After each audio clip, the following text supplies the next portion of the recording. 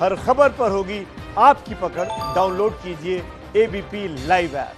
अब जरा दिल्ली का भी रुख कर ले, क्योंकि देश की राजधानी दिल्ली में लॉकडाउन 4 को लेकर किस तरीके के दिशा निर्देश दिए जाएंगे, क्योंकि एक ट्वीट जो है वो अरविंद केजरीवाल की तरफ से आया, जिसमें उन्होंने कहा कि दिल्ली के सुझावों को माना गया है। हमने जो सजेशंस दिए थे उन सजेशंस को मान लिया गया है। कुछ छूट देने का समय अब आ गया है। कल दिल्ली के लिए गाइडलाइंस जारी कर दी जाएगी। उत्तर प्रदेश के लिए गाइडलाइंस आज रात को जारी होगी, पूरी कोशिश की जाएगी। और दूसरा, अरविंद केजरीवाल कह रहे हैं कि देश की राजधानी दिल्ली के लिए जितनी भी गाइडलाइंस हैं वो कल जारी होंगी। मोटे मोटे तौर पर एक चीज़ जो एक प्रकार का मैं कहूँ कंसेंसस तमाम राज्यों के बीच और केंद्र सरकार के बीच बना था, वो ये है कि लॉकडाउन अंतहीन नहीं हो सकता। लॉकडाउन इस बीमारी का स्थायी समाधान नहीं है। ये कोई perpetual lockdown is not a permanent solution for this disease. तो धीरे धीरे हमें लॉकडाउन को खोलने और वापस आर्थिक चक्का घुमाने के लिए राज्यों को, शहरों को, महानगरों को खोलने की दिशा में आगे बढ़ना चाहिए। अब ये बात तो सच है ना कि हम कितना टाइम लॉकडाउन में रह सकते हैं, मतलब कितना टाइम।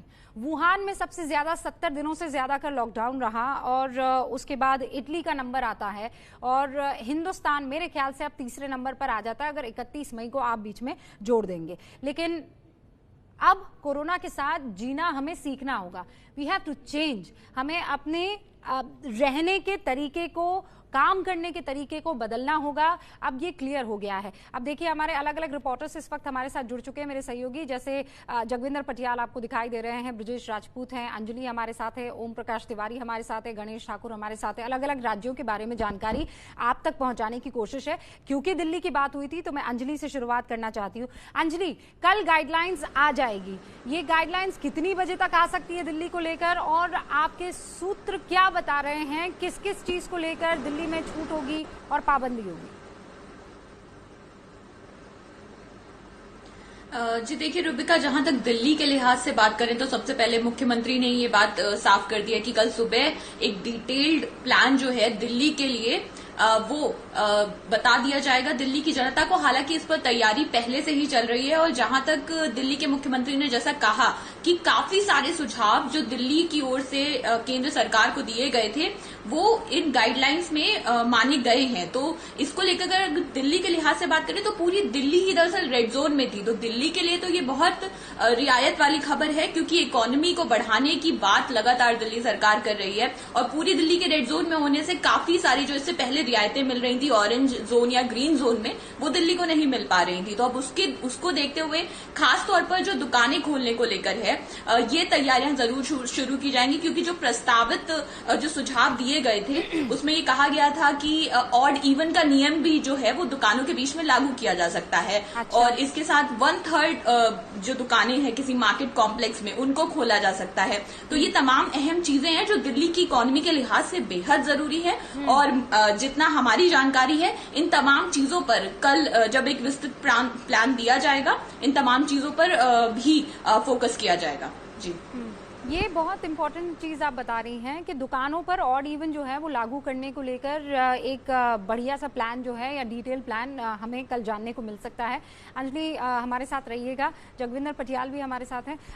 उससे पहले ओम प्रकाश तिवारी, कैबिनेट सेक्रेटरी की जो बैठक और वीडियो कॉन्फ्रेंसिंग शुरू होने वाली थी, ये महत्वपूर्ण है क्योंकि गाइडलाइंस के बाद कुछ और चीजें जिनको हमें जानना चाहिए उच्च सरकारी भाषा के बाहर, वो इसी वीडियो कॉन्फ्रेंसिंग के बाद जानने को मिल जाएगी।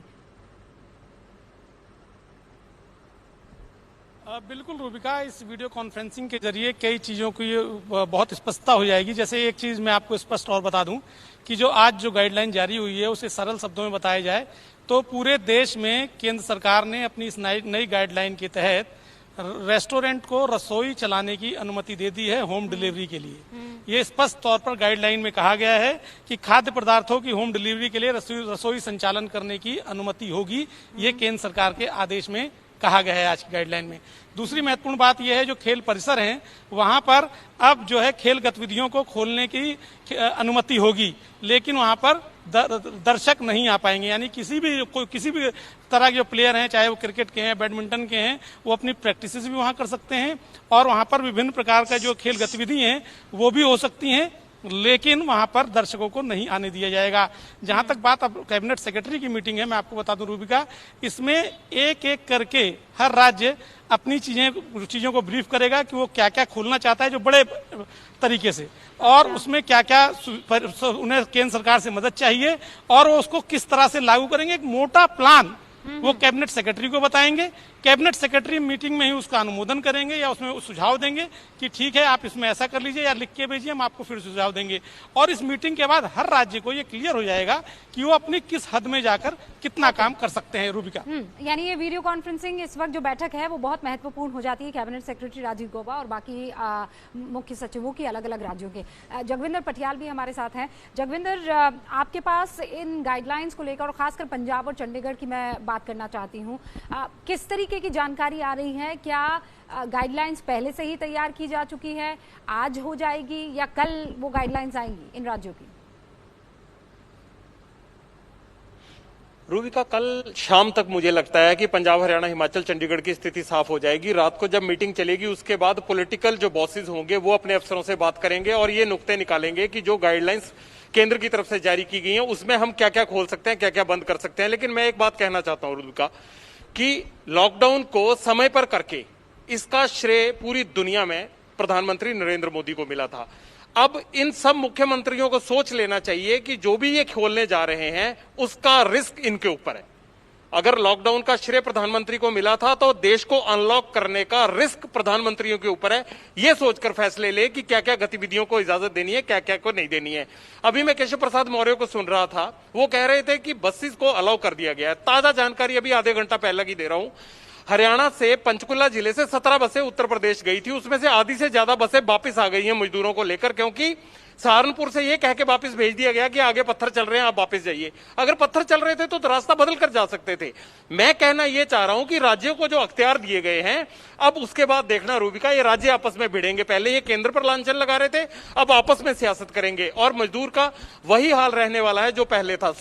सियासत से निकलकर इनको इन लॉकडाउन की शर्तों को मानते हुए सुविधा देनी चाहिए लोगों को, ना कि एक दूसरे के ऊपर सियासत करनी चाहिए। इस पर भी मुख्यमंत्रियों को गौर करना होगा, जोर देना होगा कि तालमेल कैसे रखना है। बात तो सही है जगविंदर, आपने बात एकदम सही की और पते की है।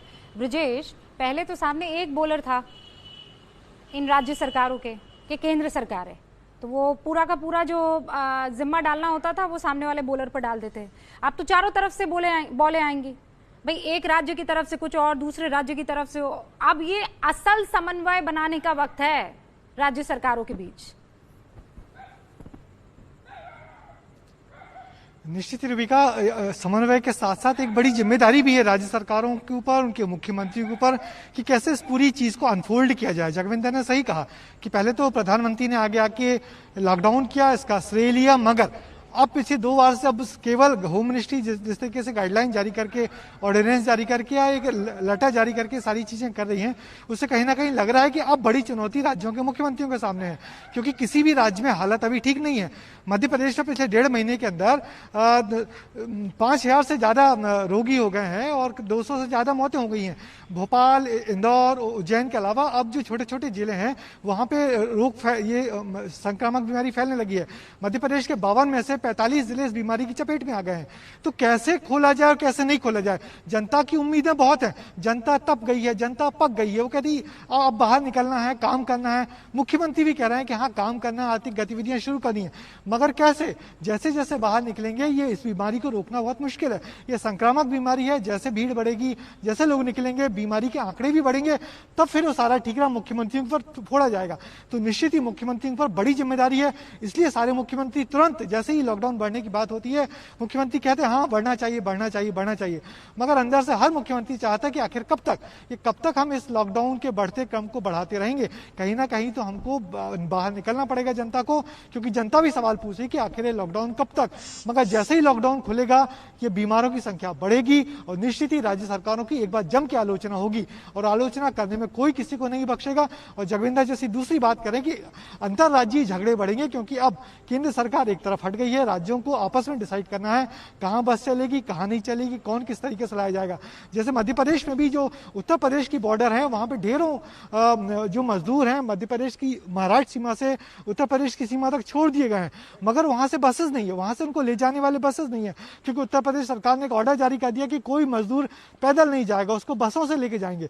मगर उत्तर प्रदेश में इतनी बसें नहीं जितने मजदूर आ रहे हैं। तो वही हुआ, वही झांसी में हुआ, वही रीवा में हुआ कि लोग बैरिकेडिंग तोड़ के घुस गए अंदर सीमाओं में। आखिर कब तक और कैसे रोक पाएंगे उनको?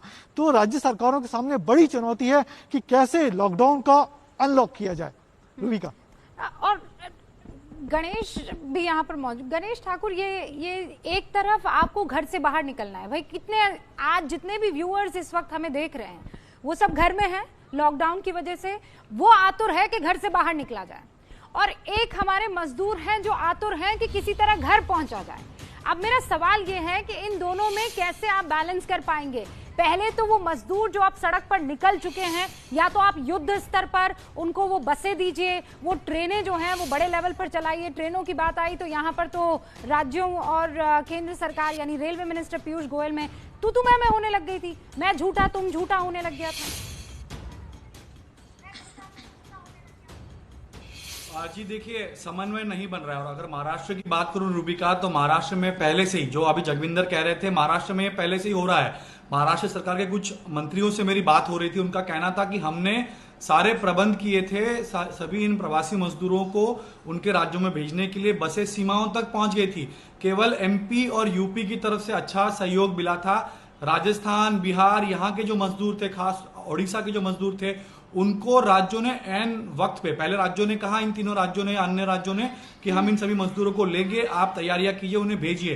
लेकिन एन वक्त पर उन्होंने विड्रॉ किया, और विड्रॉ करके जो है बाद में दिक्कतें आई, उन सभी मजदूरों को बॉर्डर्स पर ही महाराष्ट्र सरकार को जो है रुकाना पड़ा था और व्यवस्था करनी पड़ी थी। तो यह समन्वय पहले से ही नहीं था, और आगे जाकर जब राज्यों पर सब जिम्मेदारी दी गई है तो और दिक्कतें जरूर आएंगी, खासतौर पर महाराष्ट्र की बात करें तो रूबिका, महाराष्ट्र में अब 30,000 से ज्यादा केसेस हुए हैं, और आज ही महाराष्ट्र में हाईएस्ट स्पाइक जो देखने मिला है, करीब 2350 केसेस आज महाराष्ट्र में है, जो अब तक का हाईएस्ट स्पाइक है। तो ऐसे में महाराष्ट्र सरकार, जैसा जगविंदर कह रहे थे कि अब रिस्क लेना पड़ेगा, और महाराष्ट्र सरकार रिस्क लेने को तैयार है, क्योंकि अर्थव्यवस्था को महाराष्ट्र सरकार को पटरी पर लाना है, और इसी वजह से रिस्क लेकर कुछ बड़े ठोस कदम या निर्णय राज्य सरकार लेने के लिए तैयार। इसमें शरद पवार ने बहुत अहम भूमिका निभाई, ऐसी जानकारी मिल रही है। उद्धव ठाकरे के साथ मिलकर उन्होंने बहुत सारी सुझाव दिए हैं, जिस पर राज्य सरकार काम कर रही है, और कल तक अहम गाइडलाइंस राज्य के लिए आएंगी। सबसे प्रमुख जो बात हमें मालूम पड़ी उसके मुताबिक, राज्य सरकार की तिजोरी में सबसे ज्यादा रकम जो आती है वो है रजिस्ट्रेशन से, प्रॉपर्टी रजिस्ट्रेशन, जमीन के रजिस्ट्रेशन और दूसरे जो व्यवहार होते हैं उससे। तो ग्रीन, ऑरेंज और रेड जोन में भी कहीं ना कहीं रजिस्ट्रेशन को या रजिस्ट्रेशन करके राज्य सरकार इकोनॉमी को जोर देने की कोशिश करेगी। सबसे महत्वपूर्ण चीज आप ये कह रहे हैं, महाराष्ट्र की जो गाइडलाइंस है वो कल आएगी, हमें कल का इंतजार करना होगा। जी, गाइडलाइंस कल तक आ जाएंगी, ऐसा हमें हमारे महाराष्ट्र के सरकार फ्रीज हो गया है गणेश, लेकिन आपने जो महत्वपूर्ण बात कही वो मैं दर्शकों तक पहुंचा देना चाहती हूँ। महाराष्ट्र की गाइडलाइंस जो हैं वो कल तक हमारे पास आ सकती हैं। उत्तर प्रदेश आज रात को ही राजीव गौबा के साथ जो ये वीडियो कॉन्फ्रेंसिंग चल रही है उसके बाद मेरे ख्याल से उत्तर प्रदेश, अभी केशव प्रसाद मौर्य बता रहे थे कि हमने तो पहले ही पूरी तैयारी कर रखी थी और हमारी गाइडलाइंस लगभग तैयार है, आखिरी कुछ चीजें हैं उसमें रद्दोबदल करना है और उसके बाद आज रात तक हम गाइडलाइंस जारी कर देंगे। पंजाब, चंडीगढ़, हिमाचल और हरियाणा की अगर बात करें तो वो भी कल तक आने की बात हो रही है, जगविंदर पटियाल ने बता दिया है। अब रही बात मध्य प्रदेश की, ब्रिजेश मैं आपसे ये पूछना भूल गई थी जो सबसे महत्वपूर्ण था कि मध्य प्रदेश की गाइडलाइंस क्या होगी, क्योंकि अब तो भाई सब कुछ राज्य पर निर्भर करता है। ये जो गाइडलाइंस एमएचओ की तरफ से आई है ये तो अम्ब्रेला, एक छाता है, अब इसके अंदर होंगी सारी चीजें। नहीं रूबिका, यहाँ भी तैयारी तो काफ़ी दिनों से कर ली गई है, मगर जिस तरीके से नए नियम आए हैं, नई गाइडलाइंस आई हैं, इसके हिसाब से नई गाइडलाइंस अभी राज्य सरकार जारी करेगी। मगर मुझे भी ये लगता है कि ये गाइडलाइंस आज जारी नहीं हो पाएंगी, ये भी कल दोपहर तक ही जारी होंगी। हो सकता है कल शाम भी हो जाए, क्योंकि मध्य प्रदेश के मंत्रालय में भी चीफ सेक्रेटरी तो हैं, मीटिंग चल रही है, मगर जो मध्य प्रदेश के मुख्यमंत्री हैं वो घर पे हैं और यहाँ से वॉच कर रहे हैं। तो ये एक दफ़ा जब सारी गाइडलाइंस केंद्र सरकार राज्य सरकार को बताएगी, तो फिर उसके बाद जो पॉलिटिकल लीडर हैं उनसे सलाह मशवरा किया जाएगा, मुख्यमंत्री से मशवरा करने के बाद इन गाइडलाइंस को रिलीज किया जाएगा। तो मुझे भी लगता है कि मध्य प्रदेश की जो गाइडलाइंस हैं वो भी कल दोपहर या संभवतः शाम को ही आ पाएंगी। ओके, एक के बाद एक देखिए हम जानकारी दे रहे हैं। अब ये आपको ध्यान रखना होगा कि किस राज्य की गाइडलाइंस कब आ रही है। आप जिस राज्य में हैं उस राज्य की गाइडलाइंस के तहत ही अब आप अपना जीवन जो है आगे बढ़ा सकते हैं। ओम प्रकाश, एक सवाल जो सबके जहन में है और वो ये है कि भाई आज संडे है, कल से आपको नए लेवल पर शुरुआत करनी थी। मान लीजिए अगर इकोनॉमिक एक्टिविटीज करनी थी, कोई आदमी अपनी दुकान खोलना चाहता है या अपनी कोई फैक्ट्री खोलना चाहता है, तो वो मंडे से करेगा और वो अर्ली मॉर्निंग होगी। देरी क्यों हो गई, या नहीं देरी नहीं हुई है, वी आर ऑन टाइम? देखिए, केंद्र सरकार की तरफ से कोई देरी नहीं हुई है। केंद्र सरकार की तरफ से 17 तारीख की रात को 12 बजे तक लॉकडाउन 3 जारी था और 17 तारीख की रात के बाद लॉकडाउन 4 शुरू होगा। केंद्र सरकार ने जो अपने आदेश निर्देश जारी किए हैं अपनी समय सीमा के भीतर जारी किए हैं, और जहां तक राज्य सरकारों की बात है वो भी अपना मन पहले से बनाए हुए हैं और उन्होंने जो अपने सुझाव थे वो केंद्र सरकार को दिए थे और केंद्र सरकार ने उनके सुझावों को कहा जाए तो 99.9% सही मानते हुए उनके विचार उनके सुझावों को मान लिया है और उन्हें पूरी छूट दे दी है कि वो अपने हिसाब से अपने राज्य की गतिविधि का संचालन करें। ऐसे में केंद्र सरकार की तरफ से आदेश देने में कोई देरी नहीं हुई है। राज्य सरकारों की अपनी तैयारी है, लेकिन हाँ, राज्य सरकार आज रात 9 बजे की मीटिंग के बाद अपना एक एजेंडा तैयार कर लेंगी और उस एजेंडे को लागू कर देंगी। क्योंकि एजेंडा लागू करने के बाद भी जो दुकानें, ऐसा नहीं रुक कि वो एकदम से खुल जाएंगी, दुकानदारों को भी थोड़ा टाइम चाहिए होगा अपनी फैक्ट्री के लिए या जो भी वो खोलना चाहते हैं उसकी साफ सफाई के लिए, उसकी सैनिटाइजिंग के लिए। तो केंद्र सरकार ने अपनी समय सीमा के भीतर आदेश दे दिया है, निर्देश दे दिए हैं, उसका अनुपालन राज्य सरकारों को करना है और राज्य सरकारों को भी निर्धारित करना है कि अपनी गतिविधियां कैसे चलाएंगी। रूबिका। ओम प्रकाश, हमें अब गाइडलाइंस का इंतजार करना है, अलग अलग राज्यों की गाइडलाइंस का इंतजार करना है और इसीलिए हम दर्शकों को बता रहे हैं, आप किसी भी राज्य में हो, कब आपके राज्य की गाइडलाइंस जारी की जाएगी वो आपको जानकारी मिल रही है, कहीं और नहीं मिलेगी ये जानकारी। लेकिन ये लॉकडाउन में जीने की वजह से, या ये कहिए कि ये जो लॉकडाउन 1, 2, 3.0, 4 इसने हमें कैसे बदल दिया है, आप देखिए। लॉकडाउन में जब आप अपने घर में बंद थे, पता है आपके साथ क्या हुआ? आपकी मेड चली गई है गांव, गाड़ी साफ करने वाला भी गांव चला गया, आपका प्रेस वाला भी जा चुका है, हर मंगलवार और शुक्रवार को लगने वाले बाजार के सब्जी बेचने वाले चले गए। जिस इंसानी बैसाखी पर आपकी जिंदगी चलती थी, लॉकडाउन ने वो छीन ली है। तैयार हो जाइए, शहर में आपकी जिंदगी बदलने वाली है। खुद को बदलने का टाइम आ गया है।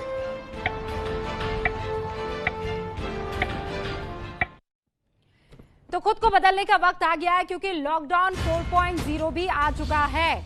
बहुत हद तक राज्यों को जिम्मेदारी सौंपी गई है।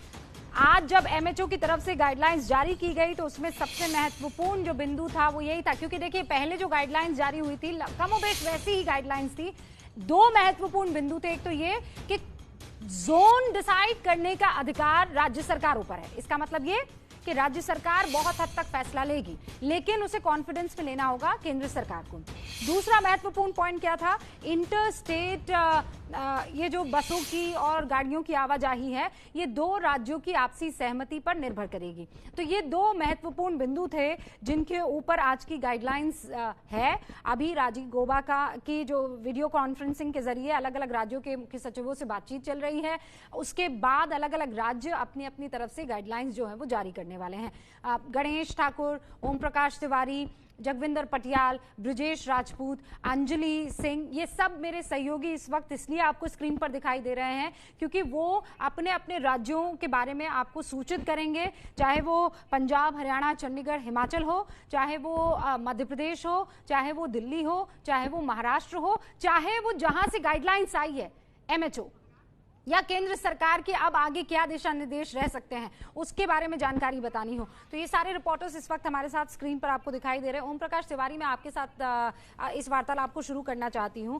अब क्या ये मान लिया जाए कि 31 मई के बाद भी लॉकडाउन जारी रह सकता है? अब रद्दोबदल अगर किसी चीज में होगा तो वो गाइडलाइंस में होगा। देखिए रूबिका, जो केंद्र सरकार ने राज्यों को छूट दी है, वो राज्यों ने जो अनुमति मांगी थी या उनकी इच्छा थी कि उनको छूट मिल जाए और वो अपने तरह से अपने राज्य का संचालन कर सकें हर तरह से महामारी आपदा के टाइम में भी, तो वो छूट केंद्र सरकार ने दे दी है। लेकिन इस 2 हफ्ते के दौरान केंद्र सरकार हर राज्य की समीक्षा करेगी। ये देखेगी कि मामले बढ़ रहे हैं, मामले घट रहे हैं, मौतें बढ़ रही हैं, मौतें घट रही हैं, या पूरा ओवरऑल सिनेरियो क्या है। इस दौरान राज्य सरकार की हर गतिविधि पर केंद्र सरकार की निगाह रहेगी। और 31 तारीख तक अगर रेड जोन्स बढ़ जाते हैं, बफर जोन्स बढ़ जाते हैं, जो केसेज हैं वो बहुत ज्यादा बढ़ जाते हैं, या ये मान के चला जाए कि ये हालात राज्यों के हाथ से निकलने लगते हैं, तो ऐसी स्थिति में लॉकडाउन 5 भी आ सकता है, कुछ नई छूटों के साथ, कुछ नई सख्तियों के साथ। तो लिहाजा ऐसे में राज्य सरकारों को अपनी तरफ से पूरी कोशिश करनी होगी कि लॉकडाउन 5 ना आने दिया जाए, क्योंकि लॉकडाउन 4 जो है उस पर पूरी तरह से केंद्र सरकार की निगाह है और केंद्र सरकार 14 दिन की समीक्षा के बाद तय करेगी कि लॉकडाउन 5 लाया जाए या ना लाया जाए। रूबिका। ओम प्रकाश, ये बात पता है क्यों बहुत ज्यादा इंपॉर्टेंट हो जाती है? क्योंकि एम्स के डायरेक्टर गुलेरिया वो ये बात कह चुके हैं कि अभी तो हम उस पीक पर पहुंचे ही नहीं है, जून जुलाई में वो पीक आने वाला है। जगविंदर, ऐसे में राज्यों को जिम्मेदारी सौंपकर ये वो वक्त है या ये वो टाइम होगा जब ये देखा जाएगा कि कौन राज्य कितना बढ़िया से संभाल सकता है, या फिर राज्य संभाल भी पाते हैं या नहीं संभाल पाते हैं। क्योंकि जिद इस बात की हो रही थी कि हमारी इकोनॉमी का क्या होगा, आप हमसे GST वसूल रहे हैं पर आप हमें कुछ दे नहीं रहे हैं। कांग्रेस का इस पर रिएक्शन आया है। जगविंदर, उसके बाद मैं आपके पास आऊंगी। लॉकडाउन 4 का भी हमने सुन लिया, राज्य सरकारों पे जिम्मेदारी दे दी केंद्र सरकार ने। बहुत अच्छी बात है, क्योंकि जानकारी उनको पता है कि हालात क्या है क्या नहीं है। जहाज, हवाई जहाज नहीं चला रहे हैं, ट्रेन नहीं चला रहे हैं, बहुत अच्छी बात है। मगर ये बताइए, जहां इंडस्ट्रीज को सहूलत मिलनी थी वो तो मिला नहीं।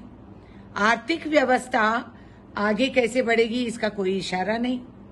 जब तक सबवेज, टैक्सी, ऑटो, रिक्शा नहीं चलेगी तो लोग आप परमिशन देने से भी कैसे पहुंचेंगे। इंटर स्टेट ट्रैवल अगर परमिशन के साथ रिसीविंग स्टेट और भिजवाने वाली स्टेट कर सकते हैं, ये तो हो ही रहा है, आपको कहने की कोई जरूरत नहीं। कईयों को हमने इधर उधर उनको हमने मदद किया है। तो अभी आप ये बताइए कि होने वाला क्या है। तो रेणुका चौधरी कुल मिलाकर ये कह रही हैं कि कुछ नया नहीं है, इधर उधर आपने शब्द कर दिए हैं, बस एक चीज की है कि राज्यों को जिम्मेदारी दी है, वरना बसें तो पहले भी चल रही थी। इकोनॉमिक एक्टिविटीज कैसे आगे बढ़ेंगी उसका कोई खाका जो है वो इस गाइडलाइंस में नहीं मिल रहा है। जगविंदर पटियाल। देखिए रूबिका, मुझे लगता है अख्तियार लेना इतना आसान नहीं होता जितना उनको निभाना मुश्किल होता है। तो राज्य जो है ना, बार बार जिस चीज का रोना रो रहे थे, केंद्र ने अब खुद जो है वो बैक सीट पर आ गए हैं और स्टीयरिंग इनके हाथ में दे दिया है। लेकिन अब ये स्टीयरिंग इनको लेकर कहां जाएगा ये केंद्र देखता रहेगा, और जैसे ही इनका स्टीयरिंग डगमगाएगा तो सीधी सीधी बात राज्यों पर आएगी। दूसरी बात क्या है कि राज्यों के पास पैसा कितना है, आप किस तरह से निपटेंगे इन चीजों से। जितना इंफ्रास्ट्रक्चर चाहिए, जितने संसाधन चाहिए, क्या वो आपके पास हैं? सब राज्य कह रहे हैं कि हमारे पास पैसा नहीं है, हमारे पास पैसा नहीं है। सवाल ये उठता है कि आपने चाबी तो ले ली केंद्र से, लेकिन आपका खजाना खाली पड़ा है। अब सारे इंतजाम आप कैसे करेंगे? जनता चाहती है कि लॉकडाउन को खोल दिया जाए। मान लीजिए कि आपने खोल दिया, आपकी एक्टिविटी चालू हो गई, एक दिन में आपका खजाना भरेगा नहीं। लेकिन 15 दिन के अंदर या 15 दिन के बाद, जिस तरह से चाइना में सेकेंड वेव आया है, अगर सेकेंड वेव आएगा और उन चुनौतियों पर खरे नहीं उतरे राज्य, तो फिर केंद्र क्या करेगा? ठीकरा इनके सिर पर फोड़ेगा। सो राज्यों को खुश होने की बहुत ज्यादा जरूरत नहीं है, एक्टिविटीज चालू हो जाएंगी, लेकिन कोरोना के मद्देनजर उनको आपसी तालमेल और इस चीज पर भी कंट्रोल रखना है। आज ध्यान किस चीज पे लगा हुआ है सबका, राज्य की कल क्या खोल सकते हैं, लेकिन किसी का ध्यान ये नहीं है कि अगर कोरोना की सेकंड वेव आएगी तो हमारे पास मेडिकल इंतजाम क्या है, इंफ्रास्ट्रक्चर क्या है, कितने वेंटिलेटर हैं, कितने स्टाफ काम करेगा, कहां उनको रखेंगे। क्वारंटीन सेंटर और मजदूरों की समस्या तो आप हल नहीं कर पाए, कोरोना से किस तरह से लड़ेंगे। तो मुझे लगता है कि पैसे की कमी अब आगे आएगी और पैसा कमाने के चक्कर में ये कोरोना को और अपने गले ना लगा ले सेकंड वेव में। इस बात की चिंता मुझे तो है, पता नहीं मुख्यमंत्रियों को होगी। ये बात तो सही है, एकदम सही कह रहे हैं आप ब्रिजेश और ओम प्रकाश। इसीलिए अब और गणेश भी हमारे साथ बने हुए हैं। गणेश, मैं आपका रुख करती हूँ क्योंकि आप भी लंबे अरसे से इंतजार कर रहे हैं। इकोनॉमिक एक्टिविटीज ये समझ में आता है भाई, इकोनॉमिक एक्टिविटीज अगर नहीं होंगी तो हम नहीं चल पाएंगे, लेकिन वो डिसिप्लिन जो मस्ट है कि 2 गज की दूरी बनाए रखनी है, मास्क पहनना ही पहनना है, सैनिटाइजर्स के बगैर आपको नहीं निकलना है, ये कैसे डाला जाएगा। जैसे ओम प्रकाश कह रहे थे कि जिला अधिकारियों को फिर टास्क पे लिया जाएगा।